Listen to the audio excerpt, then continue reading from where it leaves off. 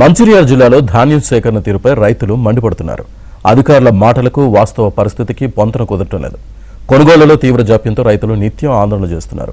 ఓవైపు ఎండల తీవ్రత, మరోవైపు అకాల వర్షాల భయం, మరోవైపు కల్లాలు దాటిన వడ్లను చూస్తూ రైతులు ఆవేదనతో కుమిలిపోతున్నారు.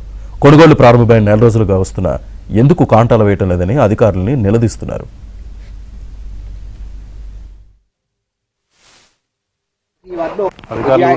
అధికారులు ఎవరు రాలేదు, ఐకోపలు వస్తారు. ఒక 6 నెలలు కష్టపడి అప్పులు ఛాన్ చేసి పండించుకొని చేస్తే వీళ్ళు అగ్రికల్చర్ వాళ్ళు కానీ వీళ్ళందరూ కలిసి ఎట్లా అంటే దీనికి ఇవిలే వావిలే అని చెప్పి 1.25 లక్షలు నింపుతున్నారు. మాకు ఇప్పుడు ఇవరకు పోయినసారి సీజన్ వరకు మాకు ఎలాంటి ప్రాబ్లం లేదు. ఈసారి ఫస్ట్ సీజన్ ఖచ్చితంగా ఆపుతారు. ఇవరకు అన్ని దాదాపుకి వెళ్ళిపోయేది. ఇవాళకి ఇవి కూడా ఒక దాస్ట్ ఏదైనా మాట ఒక టిప్పులు ఉండేది. 2 కిలోలు కటింగ్ కూడా లాస్ట్ వాళ్ళకి చాలా పెడతారు. ఫస్ట్ వాళ్ళకు పంపిస్తారు, లాస్ట్ లో చాలా కటింగ్ పెడతారు. ఇలా తరుగుంది కాలు తప్పు ఉంది అని చెప్పేసి అంటే ఆవేదన చేస్తే ఇప్పుడు రాస్తారు. ఒక సమితిగా దిగింది.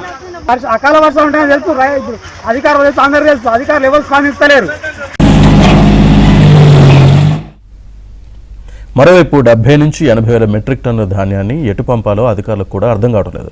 ఇప్పటివరకు జిల్లాలో 7 మిల్లులకే ధాన్యం ట్యాగింగ్ కాగా కొనుగోలు ప్రారంభించి కాంటా పూర్తయ్యే రోజులు గడుస్తున్నా ధాన్యం వేగంగా రవాణా కావడం లేదు.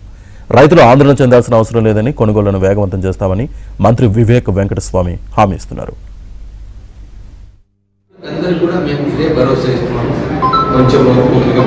ఇంకొక విషయం, కీలకమైన విషయం ఏదైతే జరుగుతుందో రాష్ట్ర ప్రభుత్వం పైన భారం బయటి నుంచి చాలా మంది వస్తున్నారు.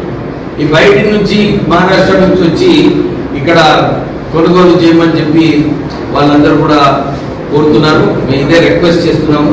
ఫస్ట్ టాప్ ప్రయారిటీ మన రాష్ట్రాన్ని, మన కాన్స్టిట్యున్సీకి చెందిన